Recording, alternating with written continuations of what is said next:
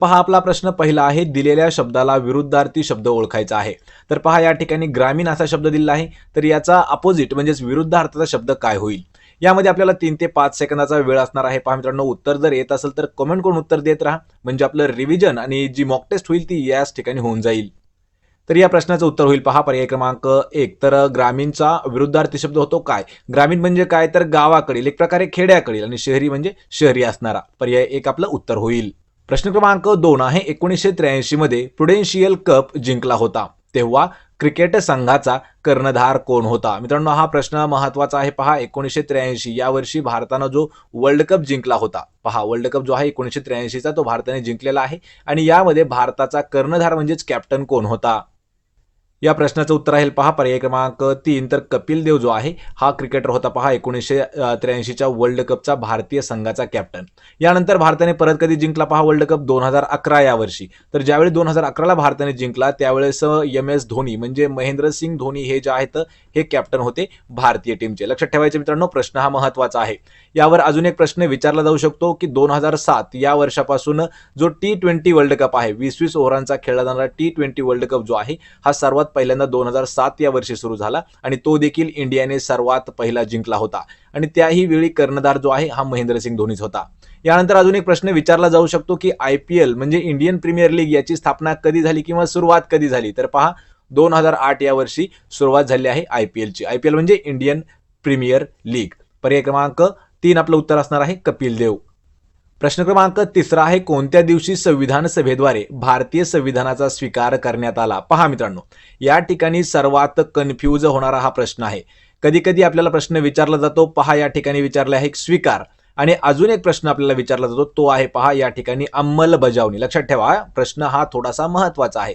तर खालीलपैकी असा कोणता दिवस आहे की त्या दिवशी संविधान सभेद्वारे भारतीय संविधानाचा स्वीकार करण्यात आला? तर लक्षात ठेवायचं, जो स्वीकार आहे हा 26 नोव्हेंबर 1949 ला करण्यात आला. लक्षात ठेवा, 26 नोव्हेंबर 1949 ला भारतीय संविधानाचा स्वीकार करण्यात आला, आणि त्याची अंमलबजावणी जी आहे ही 26 जानेवारी 1950 ला करण्यात आली. म्हणून हा जो दिवस आहे 26 जानेवारी 1950 या दिवसापासून प्रजासत्ताक दिन, लक्षात ठेवा 26 जानेवारी हा प्रजासत्ताक दिन असतो, आणि 15 ऑगस्ट हा जो आहे हा भारताचा आपल्या स्वातंत्र्य दिन आहे. लक्षात ठेवा, त्यामुळे हा प्रश्न महत्वाचा आहे. पर्याय क्रमांक 2 आपलं उत्तर होईल. यावर आपल्याला अल्टरनेट प्रश्न विचारला जातो की संविधान दिन कधी साजरा केला जातो? तर पहा 26 नोव्हेंबर हा जो दिवस आहे हा दिवसच संविधान दिन म्हणून देखील साजरा करतात. तर पहा प्रश्न 4 आहे, खालील नामाला अयोग्य विशेषणाचा पर्याय निवडायचा आहे. पहा अयोग्य विशेषण म्हणजे काय की जो झाड शब्द दिलेला आहे तर याला चुकीचा विशेषण कोणता असणार आहे? मित्रांनो, हा प्रश्न देखील इम्पॉर्टंट आहे, कारण प्रश्न 2019च्या तलाठीमध्ये आलेला आहे, आणि याचं उत्तर असणार आहे पर्याय क्रमांक 4. तर खारट हे जे विशेषण आहे हे चुकीचं आहे, म्हणजेच पर्याय 4 आपलं उत्तर असणार आहे. यामध्ये झाड मोहक असू शकतं, सुंदर असू शकतं, आणि काटेरी सुद्धा असू शकतं, पण खारट जे आहे हे नसणार आहे, त्यामुळेच पर्याय 4 आपलं उत्तर होईल. तर पहा प्रश्न 5 आहे, डॅश प्रदेशामध्ये वाऱ्याच्या उच्च वेगाच्या वाहनामुळे चक्रीवादळ येऊ शकते. मित्रांनो, प्रश्न हा महत्वाचा आहे. तर कोणता असा प्रदेश असतो किंवा असा कोणता भाग असतो की त्या ठिकाणी वाऱ्याचा जो हाय स्पीड आहे म्हणजे जो उच्च वेग आहे तर त्याच्या फ्लोमुळे चक्रीवादळ येण्याची देखील धोका असतो? आणि या प्रश्नाचं उत्तर होईल पर्याय क्रमांक 3. ज्या ठिकाणी कमी दाबाचे पट्टे किंवा कमी दाबाचा असा काही भाग असतो किंवा प्रदेश असतो त्या ठिकाणी वाऱ्याचं जे प्रेशर आहे वाऱ्याचा जो वेग आहे हा जास्त प्रमाणात असतो, आणि त्याच्या वाहनामुळेच तिथं आपल्याला चक्रीवादळ येण्याची शक्यता असते. पर्याय 3 आपलं उत्तर होईल कमी दाबाचा. प्रश्न क्रमांक 6 आहे, मुंबईमधून खालीलपैकी कोणाला हॉकी कोचिंगमधील त्यांच्या उल्लेखनीय कामगिरीसाठी 2018 या वर्षासाठीचा द्रोणाचार्य पुरस्कार देण्यात आला होता? आणि या प्रश्नाचं उत्तर होईल पर्याय क्रमांक 3 क्लारेन्स लोबो. लक्षात ठेवा, किंवा क्लारेन्स लोबो यांना 2018 या वर्षासाठी द्रोणाचार्य पुरस्कार जो आहे हा देण्यात आलेला आहे. कशासाठी? तर हॉकीच्या कोचिंग मधील. पर्याय 3 आपलं उत्तर असणार आहे. प्रश्न क्रमांक 7 आहे, योग्य पर्यायाची निवड करायची आहे. या ठिकाणी आपल्याला वाक्य दिलेलं आहे गायिका, गाणे, आणि समोर डॅश दिलेला आहे, तर या रिकाम्या जागी कोणता शब्द असणार आहे? आणि या प्रश्नाचं उत्तर होईल पर्याय क्रमांक 2 तर गाते. लक्षात ठेवा, गायिका, गाणे, गाते या ठिकाणी हे योग्य उत्तर होणार आहे. ऑप्शन क्रमांक 2 आपलं उत्तर होईल. प्रश्न 8 आहे, खालील वाक्प्रचाराचा योग्य अर्थाचा पर्याय निवडायचा आहे. या ठिकाणी वाक्प्रचार दिलेला आहे अकलेचा कांदा असणे, किंवा कधी कधी अकलेचा खंदक असा शब्द आपल्याला येतो. लक्षात ठेवा, तर अकलेचा कांदा असणे म्हणजे काय तर पर्याय क्रमांक 2 सुमार बुद्धी असणे. पहा, सुमार बुद्धी म्हणजे बिना कामाची बुद्धी असणे, त्यालाच म्हटलं जातं पहा अकलेचा कांदा. या ठिकाणी आपलं पर्याय क्रमांक 2 उत्तर होणार आहे. प्रश्न 9 आहे, एलिफंटा गुहा खालीलपैकी कोणत्या हिंदू देवतांना समर्पित केलेल्या आहेत? पहा, एलिफंटा केव्ह ज्या आहेत तर या ठिकाणी कोणता हिंदू देवता आहे की त्यांना त्या समर्पित आहेत? आणि या प्रश्नाचं उत्तर होईल पर्याय क्रमांक 4 तर शिव. लक्षात ठेवा, शिव म्हणजेच कधी कधी आपल्याला महादेव येऊ शकतं, तर यांना समर्पित करण्यात आले आहेत एलिफंटा केव्ज. ऑप्शन क्रमांक 4 आपला आन्सर असेल. प्रश्न क्रमांक 10 आहे, दिलेल्या शब्दगटातून विरुद्धार्थी शब्द ओळखायचा आहे. या ठिकाणी गरम असा शब्द दिलेला आहे, तर याचा विरुद्धार्थाचा शब्द काय होईल?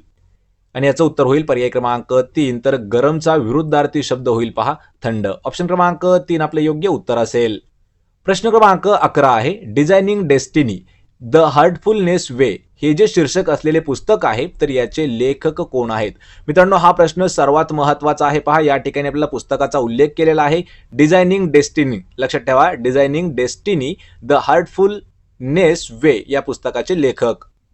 आणि या प्रश्नाचं उत्तर होईल पर्याय क्रमांक 1 तर कमलेश पटेल. लक्षात ठेवा, कमलेश पटेल हे जे आहे तर डिझायनिंग डेस्टिनी द हार्टफुलनेस वे या पुस्तकाचे लेखक आहेत. पर्याय 1 आपलं उत्तर होईल. प्रश्न क्रमांक 12 आहे, the emperor of the maladies कर्करोगावरील एक जीवनचरित्र हे पुलित्झर विजेते पुस्तक कोणी लिहिलेले आहे? प्रश्न महत्वाचा आहे. पहा मित्रांनो, हा प्रश्न इम्पॉर्टंट आहे कारण 2 वेळा याचा उल्लेख करण्यात आलेला होता. पुस्तक लक्षात ठेवा, परत एकदा लक्षात ठेवा, the emperor of the maladies कर्करोगावरील एक जीवनचरित्र हे जे आहे पुलित्झर विजेते पुस्तक आहे, तर हे कोणी लिहिलं आहे? आणि या प्रश्नाचं उत्तर होईल पर्याय क्रमांक 4 तर सिद्धार्थ मुखर्जी यांनी लिहिलं आहे. ऑप्शन 4 आपला आन्सर असेल. प्रश्न क्रमांक 13 आहे, पोलिसांच्या कामासाठी रोबोटचा वापर करणारे भारतामधील पहिले राज्य कोणते ठरले आहे? आणि या प्रश्नाचं उत्तर होईल पर्याय क्रमांक 1 तर केरळ. लक्षात ठेवा मित्रांनो, केरळ हे जे राज्य आहे असं पहिलं राज्य ठरलं आहे की त्या ठिकाणी पोलिसांच्या कामासाठी रोबोट जो आहे रोबोटचा वापर करण्यात आलेला आहे. पर्याय 1 आपलं उत्तर होईल. प्रश्न क्रमांक 14 आहे, 1873 मध्ये महात्मा ज्योतिबा फुले यांनी जाती यंत्रणेविरुद्ध एक लढा देण्यासाठी कोणती संस्था स्थापन केली होती? यावर आपल्याला मित्रांनो 2 प्रश्न आहेत. प्रत्येक प्रश्न इम्पॉर्टंट आहे, लक्षात ठेवा. आणि या प्रश्नाचं उत्तर होईल पर्याय क्रमांक 1 तर सत्यशोधक समाजाची स्थापना ही केली होती महात्मा ज्योतिबा फुले यांनी. का केली होती? तर त्या ठिकाणी जाती यंत्रणा जी होती म्हणजे जाती असणारे त्यांच्यासाठी एक लढा ठेवण्यासाठी. तर यामध्ये 2 प्रश्न कोणते कोणते आहेत की सत्यशोधक समाजाची स्थापना कधी झाली? 1873 या वर्षी झालेली आहे. या ठिकाणी प्रश्न विचारला जातो अजून की सत्यशोधक समाजाची स्थापना कोणी केली? तर पहा, महात्मा ज्योतिबा फुले यांनी केलेली आहे. लक्षात ठेवा, 1873 आणि कोणी केली? महात्मा फुले यांनी. पर्याय 1 आपलं उत्तर होईल. प्रश्न 15 आहे, भारतामध्ये मतदान करणे आणि मतदार यादीचा भाग बनण्यासाठी वयाची अट किती आहे? म्हणजे कमीत कमी वय किती आहे की आपण त्या ठिकाणी मतदान करू शकतो किंवा मतदान यादीचा एक पार्ट बनू शकतो?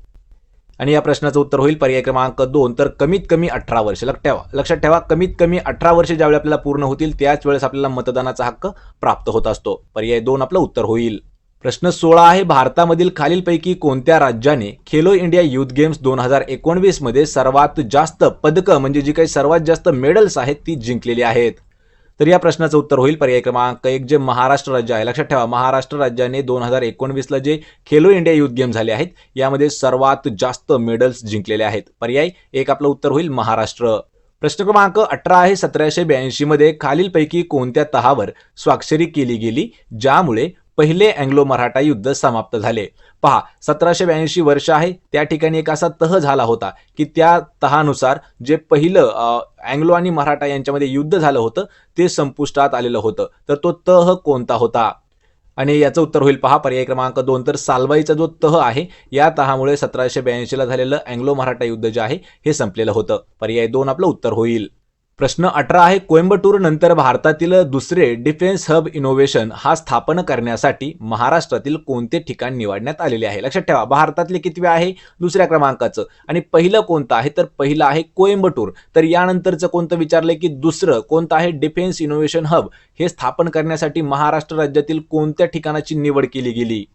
आणि या प्रश्नाचं उत्तर होईल पर्याय क्रमांक 4 तर नाशिक. लक्षात ठेवा, नाशिक हा जो जिल्हा आहे किंवा नाशिक हे जे ठिकाण आहे या ठिकाणी भारतामधील दुसऱ्या क्रमांकाचं डिफेन्स हब जे आहे डिफेन्स हब इनोव्हेशन याची स्थापना करण्यात आली आहे. आणि पहिलं कोणत्या ठिकाणी आहे? कोइंबतूरमध्ये. पर्याय 4 आपलं उत्तर आहे नाशिक.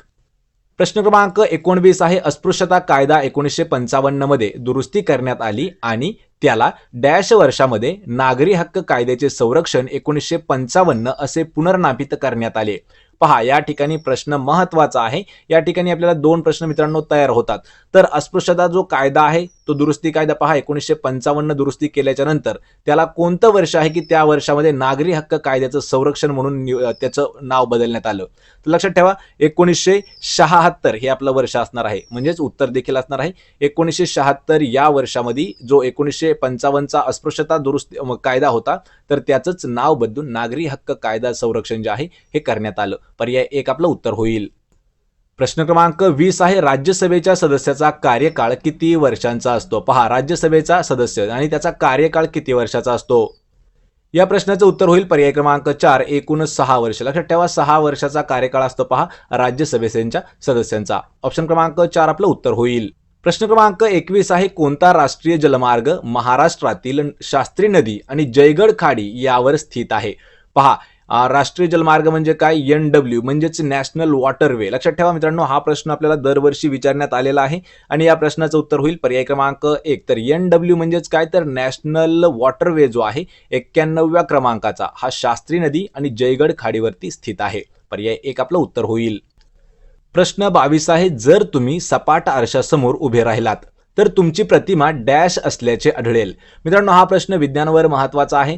जर तुम्ही एखाद्या सपाट आरशासमोर जर उभे राहिला तर तुमची प्रतिमा जी आहे लक्षात ठेवा समान आकाराची असेल पण एका बाजूने ती उलटी दिसणार आहे. पर्याय 4 आपलं योग्य उत्तर होईल.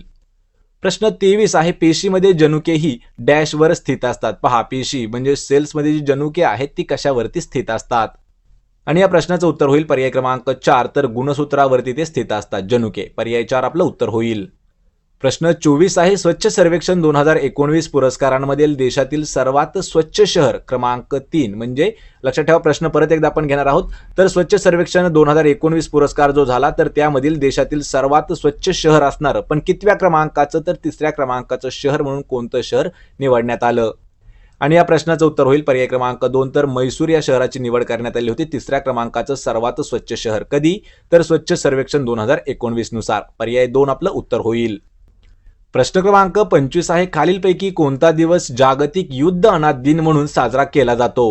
मित्रांनो, प्रश्न हा जो आहे हा पण 2022च्या करंट अफेअर्स वरती घेतलेला आहे. पहा, जागतिक युद्ध अनाथ दिन म्हणून कधी साजरा केला जातो? तर या प्रश्नाचं उत्तर होईल पर्याय क्रमांक 3. तर 6 जानेवारी हा जो दिवस आहे पहा हा जागतिक युद्ध अनाथ दिन म्हणून साजरा केला जातो. पर्याय 3 आपलं उत्तर होईल. प्रश्न क्रमांक 26 आहे, सध्या चर्चेत असलेले ग्रेट बॅरियर रीफ हे जे आहे हे कोणत्या देशामध्ये आहे? मित्रांनो, प्रश्न महत्वाचा आहे पहा, ग्रेट बॅरियर रीफ जे आहे हे कोणत्या देशातलं ठिकाण आहे? आणि या प्रश्नाचं उत्तर होईल पर्याय क्रमांक 3. तर ऑस्ट्रेलिया या देशातील एक ठिकाण आहे. ऑप्शन 3 आपलं उत्तर